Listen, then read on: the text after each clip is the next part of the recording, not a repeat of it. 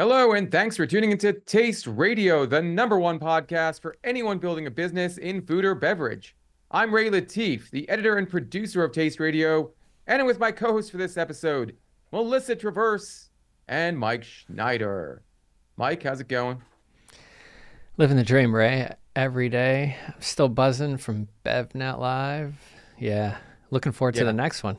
I know. You're all alone in the studio today for reasons beyond our control. We had to make some adjustments to our setups today, and I feel bad. You're all by yourself. No Craven, no Ray. I don't know. Like the time I was in the sunken place.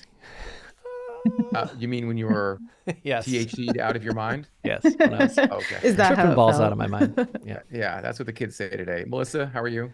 I'm great. I'm sitting in my office, and I don't feel like I'm in a sunken place, which is really great. That is a good thing. Yeah. You were in a very high place. I'm jelly. See, I'm going to say like another thing the kids say today. I was jelly to hear that you went to the top of the Empire State Building after BevNET Live. You and was it Farron? You and Farron went together? Farron and I went to the top of the Empire State Building. I think it was a 7-minute walk from our hotel, and we figured, why not? Let's do a fun touristy thing. And it was so much fun. And, as you might imagine, the view from up there is pretty fantastic. So I highly recommend it to anybody who hasn't done that. I heard the view 8.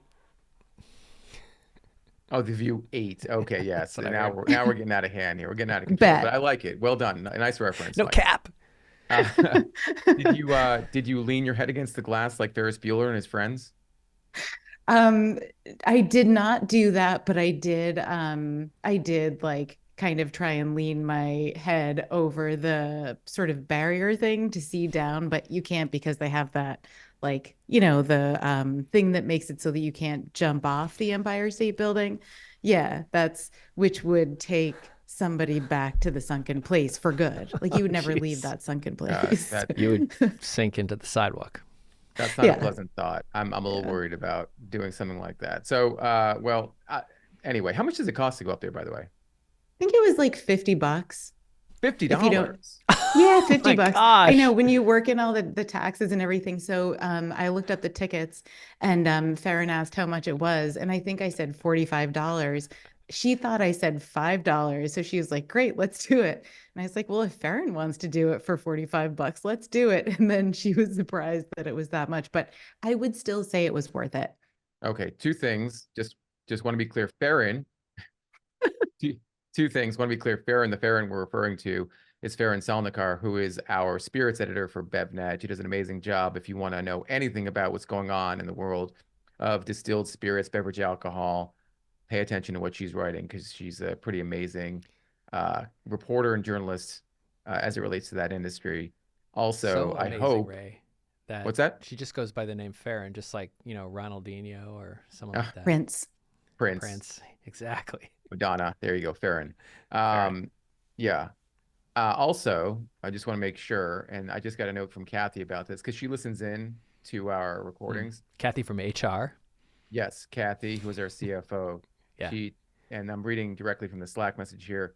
Tell Melissa that if she tries to expense the visit to the Empire State Building, she'll have a very serious meeting with me.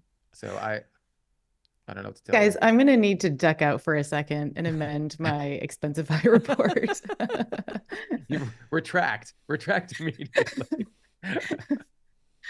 Don't worry, Melissa. She's going to have a very serious meeting with Ray and Stern anyway. They always go out for some super fancy dinner that, I figured invite you to. And I've been invited like once. I don't think I only got one invite. I think I'm ready for another one. Me too. Fancy Food Show is coming up. The Summer Fancy Food Show is happening in New York City. So a bunch of us are headed back to the Big Apple. It's taking place this Sunday through Tuesday. I'm blanking on the dates. Is that the 23rd? The 23rd? To the 25th, I believe. Yeah. I'm going for a day. Monday. Yeah. Monday. But you will see me, Melissa, Monica, Mike, John Craven, and Lucas Southard. So is that 6? Did I get the math right? I think that's 6 of us that are going to be out there at various times, as Mike mentioned. He's only going to be out there for a day, he and Craven. So catch them while you can. I'll be there for about a day and a half, 2 days or so. But I'm really excited to head back. I love that show. And I've already gotten just, I don't know, a few dozen emails from folks that are exhibiting and have a bunch of new products, packaging revamps, news about retail and distribution that they're going to highlight at the show. So very exciting stuff. And like the best this part is a about it, place- in my opinion, Sorry, is Ray. that, again, it's in New York City. So all the things you can do inside the convention center, there's so many things you can do inside the convention center, there's so many things to see outside the convention center as well. And I'm talking about food and beverage. I'm not talking about, show tunes or, the Hudson Yards or anything else like that. The Even though Empire Hudson State Yards is pretty Building. cool. You know what I'm talking about. Yeah. This is a good show for people to zig while others are zagging, so to speak. I mean, we see a lot of innovation that's introduced at Expo West, and people are looking for it at Fancy Foods. I think at the Fancy Food Show, you have an opportunity to call out perhaps different differentiators that you may at Expo West. So if you have a chocolate product, you can talk about, the nuances and the terroir of the chocolate, for example. So I think the audience might be receptive to slightly different messaging. I'm also really interested to see how many brands are attending the Fancy Food Show for the first time because Expo East has evolved into something else. Expo East has turned into Newtopia, or Newtopia is replacing Expo East. It's happening in late August. And I know there are some folks who just, can't make time to be at that show because it's the late summer. There are people probably still on vacation, or they're just hesitant about, being at a brand new event like that. So I'm curious to talk to exhibitors and see if that was part of their decision to be at Fancy Food Show. Regardless, we will be there. If you are going to be there, walking the show floor, exhibiting, please let us know. Send us a note to ask@tasteradio.com or DM us on LinkedIn or Instagram. I just combined LinkedIn and Instagram, by the way. Linkstagram. Linkstagram. Or I think I said, link. Did I say, what did I say? You guys are anyway. So good at social media. Yeah. That newfangled Instalink. Yes. I think, and Mike, you corrected me. It's Newtopia Now, not just Newtopia Now. So. Got it. Newtopia Now. Now. Yes. Newtopia Later. That's happening a few months down the road. So remember that candy Now and Later? I Like do. you could eat some now and then save some for later. I think I still have some of that stuck in my teeth from like 1983. Yeah, I think I still may have a square stuck in a pair of jeans that got washed. Yeah, my Definitely. dentist is making a living off my consumption of Now and Laters as a child. I'm pretty sure he's living it up on a boat because of that candy. So yeah. You just triggered Ray, Melissa. I think this is the exact candy that made Ray fear the dentist. You want to go on a tangent here? I just No. the dentist. The dentist is Ray's nemesis. Are we living in like the 1200s that they're still drilling people's faces essentially? I mean, aren't there any advances in dentistry such that we don't have to be in pain and hear like bone Amen. burning in our face? Because that's what they do. You hear that drill, it's going right through your tooth. You smell it. It's awful. It's an awful experience. Disgusting. Yes. Ray, you seem like you might be a rabid anti-dentite. I'm Ray, you? uh, Oh my. That's a Seinfeld reference for anyone who's wondering what that means. But yeah, look it up. But it's a funny one. Well done, Elsa. And I love the actor who plays the dentist on Seinfeld. Why am I blanking on his name? He was also Walter White. Breaking Bad. Yeah, and he was also the dad on Malcolm in the Middle. What is his name? Brian. Cranston, come on, you guys. Right. Nice job. What's it? Brian Cranston. Oh my gosh, Brian Cranston. Someone who's listening to this episode is just like, Brian Cranston. You idiots. Brian Cranston. He's only one of the greatest actors of all time. You don't need to know his name. Yeah. Hey, speaking of candy, during BevNET Live, I had a chance to duck into Chelsea Market, and they have sort of a candy shop there that has like all of your nostalgic favorites. And I picked up a bunch of things for my kids. One of them was this candy toilet filled with like sour stuff, and it had 2 lollipops stuck to the side in the shapes of plungers. And when I brought them up to the counter, I told the guy that I was buying Skibbity toilets for my kids, and he rolled his eyes. And I know I'm not supposed to say that, but I just wanted to continue the theme of things that adults aren't supposed to say. Wow. I appreciate that. As soon as you said candy toilet, I became Marlon Brando from Apocalypse Now. I'm just like the horror, the horror. Just I It's thought you so might wrong. shout out Mesa Chihata from Behave, that don't awesome don't. gummy brand, who claims she manifested, but she's partnered with Busy Phillips, who's now an investor. So that was some pretty cool news that happened during BevNet Live. Yeah, BevNet Live was a great forum, not just for networking and stage content and building awareness for your brands. It was also a great place to pick up news. I was chatting with a bunch of entrepreneurs and retailers, and little tidbits of information were coming out here and there about what's going on in their respective businesses. I can't share too much. There was a really interesting tidbit that a buyer from Whole Foods shared with me about a very specific category that was talked about. And this was a category that was talked about on stage at BevNet Live. That really narrows it down, doesn't it? Come Um, on, Ray. Wait, all but of them? again, I love to talk about BevNet Live as that place where everyone in the industry gets together and has a very specific focus, that of beverages. And it's the gatekeepers, it's the investors, it's the early stage entrepreneurs, it's the grizzled veterans, and everyone there is just like chatting and talking about what's happening in the industry.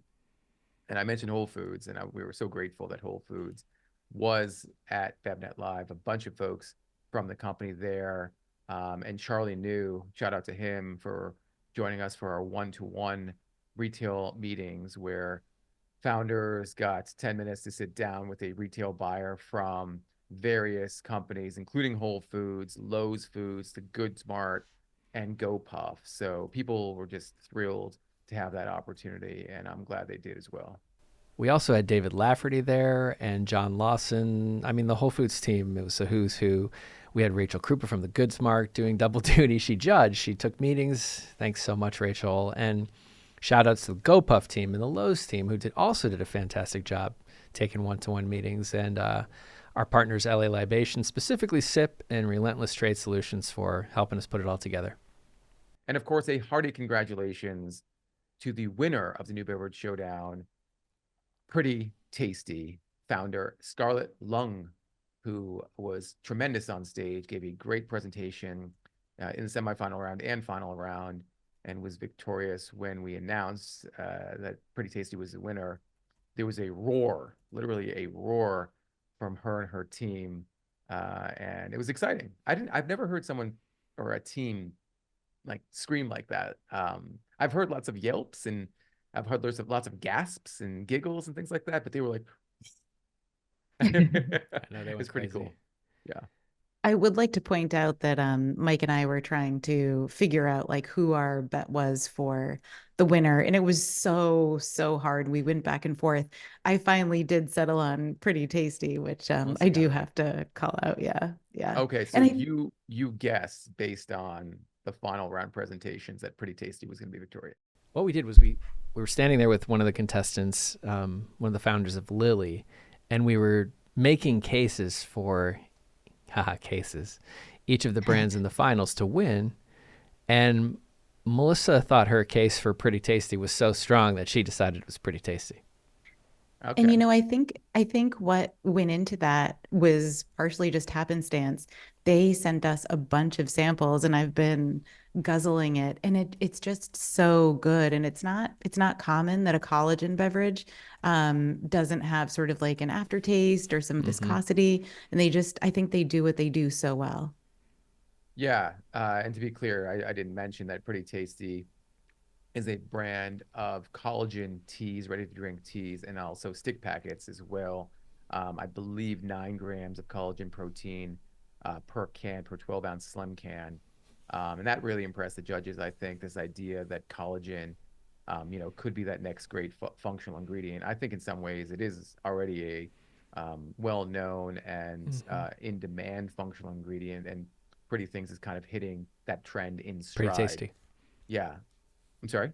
Pretty Things, you said, but it's So did pretty I say Pretty tasty. Things? That's twice that I've done that. Pretty Things is a now discontinued beer brand that was based here in the Yep. Boston area, which was so beloved, and it was actually called Pretty Things Beer and Ale Project. And I was very worried about saying Pretty Things on stage. Hopefully, I didn't. But yes, Pretty Things, again, hitting that collagen trend in stride. Um, there was some mention of actually using the word protein on the front of can, or at least somewhere on the can, which wasn't there. It makes sense because I think when consumers are looking at a nutritional panel for a beverage, you check the sugar, you may not even look at the protein because you don't expect Right. it to be contained in the beverage. Ready protein water does that, which, certainly I think makes sense. Yeah. And not to reveal too much, we should do a podcast with all of the judges in the semifinal round and the final round, and just sort of give a behind the scenes of how it all went down, because it was really, really interesting to be in the room for both rounds, or both for the deliberation process of both rounds. In particular, the final round, the judges, they were going back and forth on a few brands, and I'm not going to reveal which brands, but there was a lot of talk about market readiness versus potential. And I think, people can read between the lines here.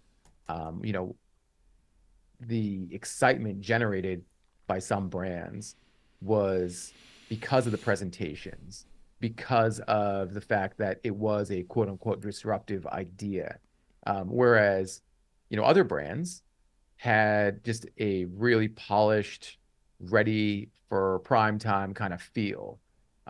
But again, don't want to reveal too much. I really do think we should put together a conversation with your team, Mike, so to speak, Max, Jonky, and Lexi, and then of course our final round judges John, Rachel, and Charlie. That sounds like a fun podcast episode.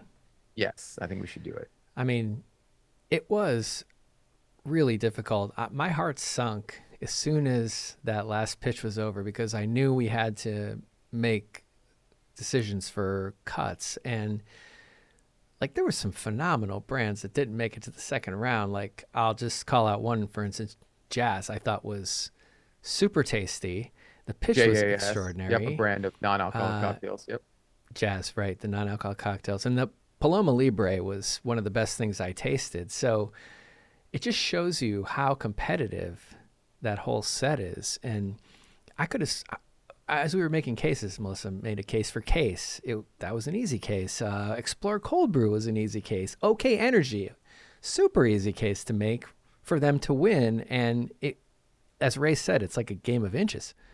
Holy water too. I thought that their use of ketones was interesting.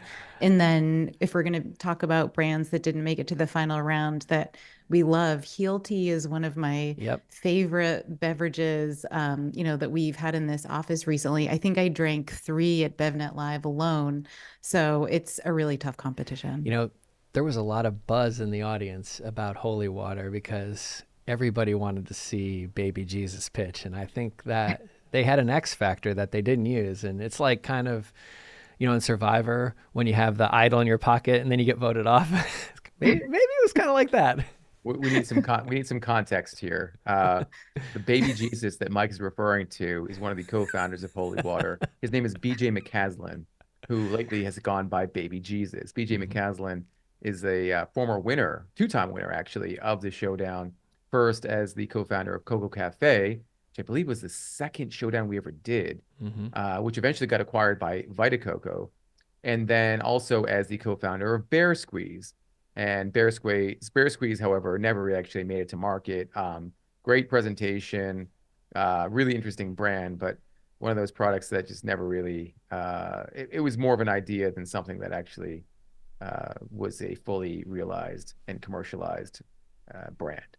So, but he goes by Baby Jesus now. I don't know what to say about that. He also calls me the Beverage Wizard. Does he? Okay. Yeah, the BW? BevWiz. BevWiz, because Beverage Whisperer was already taken? I guess. He's an interesting dude. Yeah. You know what else is interesting? It's interesting how many people are interested Mike, can I say that? Is You that like kind of a can. weird thing to You say? can do it, Ray. Okay, it's interesting how many people are interested in immune Immunity. function, immunity as a function. Now more than ever, consumers are looking for ways to boost their immune systems, and Amuse gives them that edge. Amuse is a dietary and food ingredient clinically shown to stimulate immune function at the cellular level. Incorporate Amuse into your innovation strategy and help your consumers optimize their health throughout the year. Learn more at amusehealth.com. That's IMMUSE health.com. I wish I had some Amuse in my coffee. That's the easiest way, I think, to get your immunity benefit, your immunity function, because it's the first thing you drink or one of the first things you drink in the morning, and just, you get it done. You're done for the rest of the day. You don't need to think about it. Perhaps the fine folks at Pop and Bottle will start incorporating Amuse into their products. We can only hope. Pop and Bottle, a women-owned brand of organic coffee. They make lattes in cans. They also make cold brew coffee in these fantastic multi-serve bottles. This is their 48 ounce bottle of cold brew coffee. They make it in 3 varieties. This is their medium roast variety. They also make a light roast and one that is sweetened or flavored with vanilla.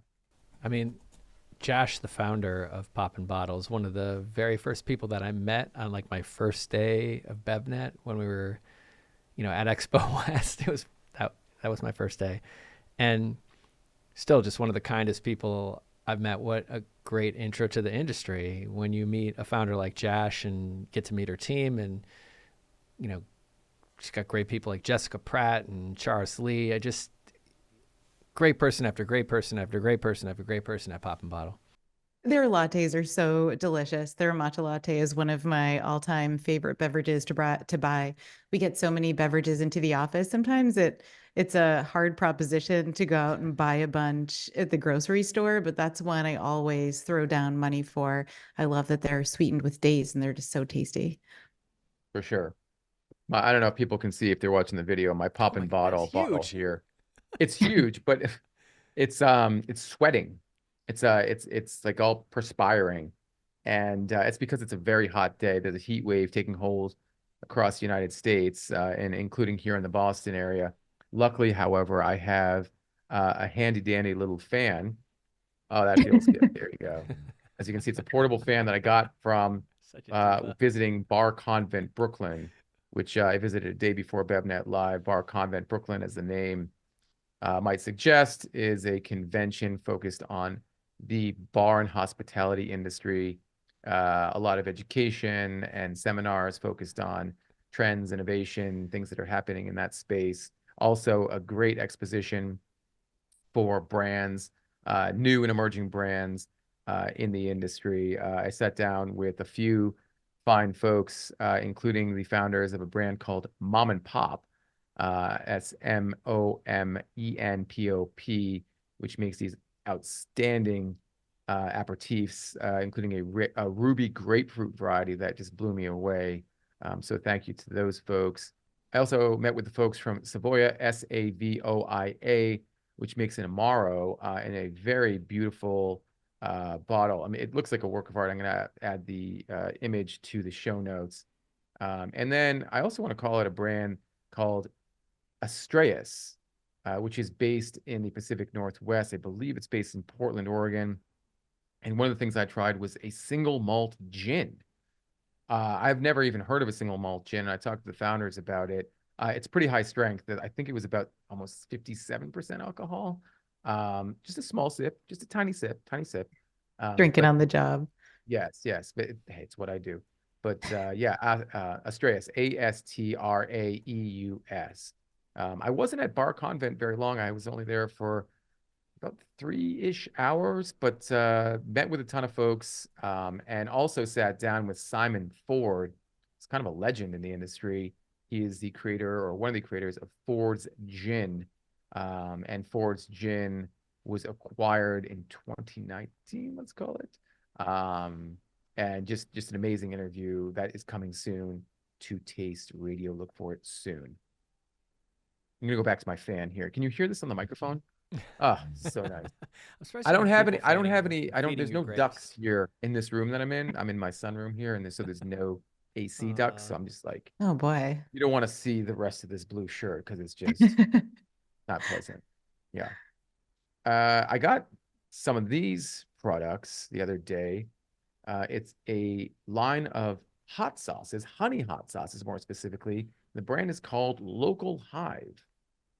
Local Hive makes, I believe, 7 varieties of these hot sauces. The two I have in my hand are their mango habanero and their sriracha variety. They just announced nationwide distribution at Whole Foods. I wonder if they're going to get all 7 on shelf. You don't typically see a brand that has or 7 SKUs, a 7 set SKU, excuse me, a 7 SKU set at any retailer, but I cannot wait to dip into these. The best part about this is they're not like ketchupy, sometimes like or just like honey that's flavored with a little bit of spice. These are actual hot sauces that have honey as a sweetener. Um, and yeah, that's right up my alley. Do they have a Tabasco consistency? A little bit thicker. It's a little bit more viscous. Tabasco is pretty watery. No knock on Yeah. Tabasco. I'm just saying that's the kind of consistency that you would expect from Tabasco. But I'm not sure if you can see it.